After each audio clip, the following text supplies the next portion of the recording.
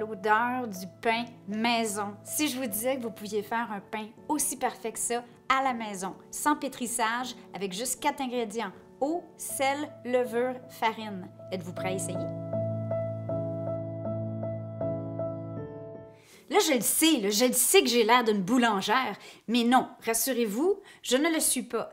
Et si moi, je suis capable de faire ce pain, vous êtes aussi capable de faire ce pain parce que je n'ai aucun talent particulier, ni en boulangerie et surtout pas en pâtisserie.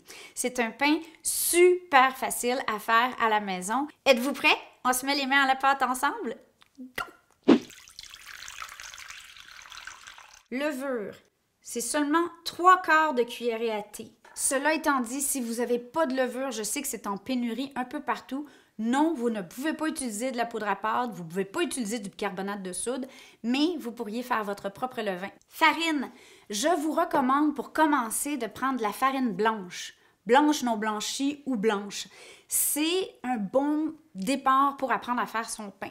On va me demander, est-ce que je peux utiliser de la farine de blé entier, de la farine d'épaule, de la farine de scie, de seigle? Oui, éventuellement. Faites-vous la main avec la farine blanche, puis après ça, commencez à intégrer des farines plus fancy, à votre goût, plus santé, plus entières, mais vous allez voir qu'il y a un impact sur la densité de la mie.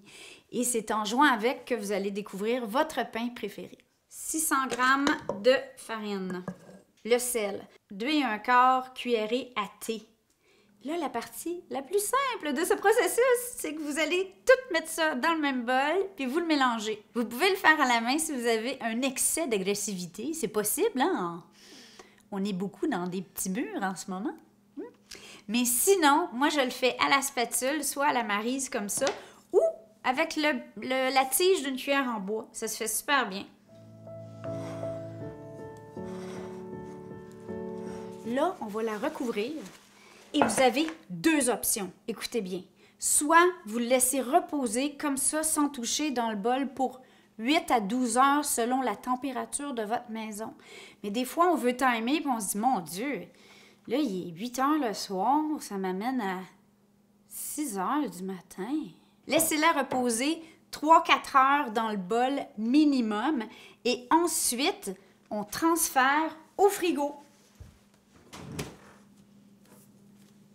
Ma pâte a passé 14 heures au frigo. On voit qu'il y a des belles bulles. On voit qu'elle est bien gonflée. Là, je vais venir fariner ma surface de travail. Et on va sortir la pâte du bol. Et maintenant, on est prêt pour façonner notre pain. Voilà. Si vous n'avez pas de couteau à pain, simplement prendre la pâte comme ça. Pouf, voilà, pas plus compliqué que ça. Ce que je fais, moi, c'est que je l'étire d'un côté. Donc, je pars par la droite, on étire, et pouf, je le revire sur lui-même. En même temps, ça permet d'enlever l'excès de gaz dans la pâte. Je fais la même chose de l'autre côté, comme ça. Je pianote un peu ma pâte. On voit qu'il y a des belles bulles, on voit qu'il y a du beau potentiel. Je prends la partie du haut, même chose, je l'étire, pouf, au centre. Et maintenant, la partie du bas, je viens la remettre par-dessus la partie du haut. Je le tourne vers moi. Et là, je viens fermer mes bouts. Comme ça. Et maintenant, on va simplement créer de la tension dans la pâte pour s'assurer qu'elle garde une forme le plus rond possible et qu'elle pousse bien rendue au four. Je farine bien mes mains. Et là, il y a plusieurs façons de le faire. Moi, des fois, j'utilise mon couteau à pâte et je le tourne comme ça en utilisant le couteau d'un côté. Regardez bien la boule, ce qu'elle fait. Elle est en train de se tendre. Je ne sais pas si vous voyez le dessus de la boule. Alternativement, beaucoup de boulangers, eux, la tirent comme ça sur le comptoir vers eux. Soit, si vous avez du papier parchemin, prendre un carré de papier parchemin comme ça qu'on va venir déposer. Si vous commencez à faire beaucoup de pain grâce à cette vidéo, ce que moi j'ai fait, c'est que j'ai acheté des trucs en silicone comme ça que j'ai découpés à la grosseur de mes cocottes. Donc là, je vais bien me fariner les mains. Je vais simplement transférer mon pâton directement en plein centre de ma feuille de papier parchemin. On va le recouvrir sous un linge sec une demi-heure. Pourquoi une cocotte? Parce que ça fait un four à l'intérieur de votre four, parce qu'on n'est pas équipé comme les boulangers qui ont des fours à humidité, qui font des croûtes parfaites. En ayant une cocotte, on garde l'humidité du pain à même l'intérieur de la cocotte et ça permet d'avoir une super belle croûte. Quelle cocotte? N'importe quelle cocotte qui va au four, qui supporte la chaleur jusqu'à 500 environ et qui a un couvercle. Et là, on va préchauffer la cocotte en même temps que le four à 475 Fahrenheit. Ça fait une bonne demi-heure que notre pain repose ici pour sa dernière poussée. Plus comme 45 minutes. Et moi, ce que j'aime faire, c'est... Oh, c'est si doux! Mettre une bonne quantité de farine. Pourquoi? Deux choses. Le look, mais aussi pour la grigne. La grigne, c'est quoi? C'est la coupe qu'on va faire sur le pain. Pourquoi on fait ça? Ça permet au pain de se développer comme on le veut, au lieu de déchirer en poussant, puis des fois d'avoir des résultats qui sont moins jolis à l'œil. On met la lame de côté un peu. Sans aucune hésitation, on y va comme ça, vite. Et voilà, on tourne.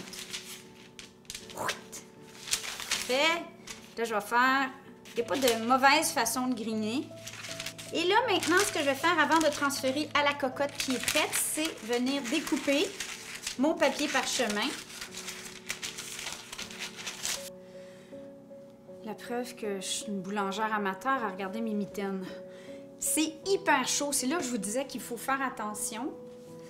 Ah, justement. Et là, je viens prendre mon pain délicatement et en ne touchant pas les côtés, on vient le déposer comme ça. Je recouvre. J'enfourne.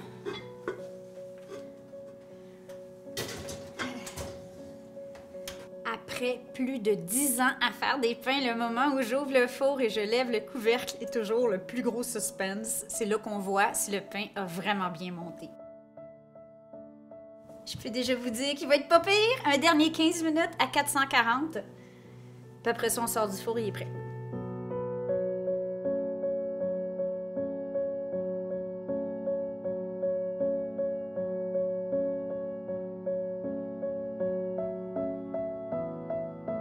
La partie la plus difficile, c'est que normalement, il faut attendre au moins 2 heures avant de le couper.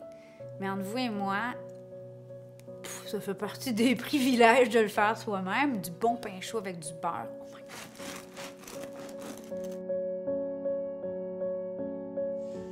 Oh mon Dieu.